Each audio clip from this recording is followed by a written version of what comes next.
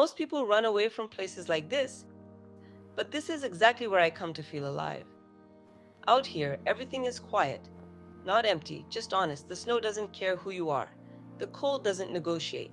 And the mountains, they remind you real fast how small you are. This is winter camping.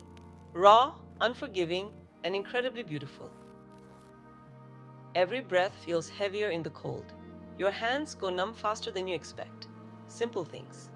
Lighting a fire, tying a rope, even sitting still, suddenly matter. Out here, survival isn't about strength. It's about respect.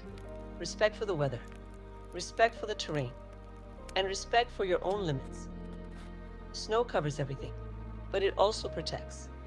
It insulates the ground, softens sound, slows time. When the wind stops, the silence is so deep, you can hear your own heartbeat. This camp didn't appear by accident. Every branch was chosen, every stone placed for a reason.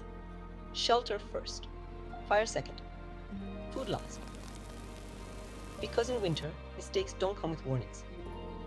Fire is life out here, not just for warmth, but for morale. A flame turns fear into focus, cold into comfort. It gives the night a center. And tonight, the fire becomes something more.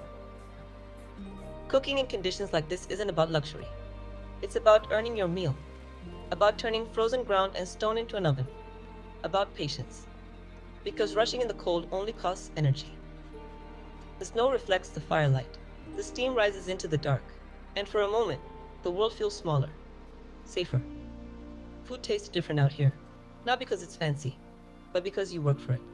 Because every bite carries effort, cold fingers, and frozen breath. This isn't just a meal. It's a reward for preparation.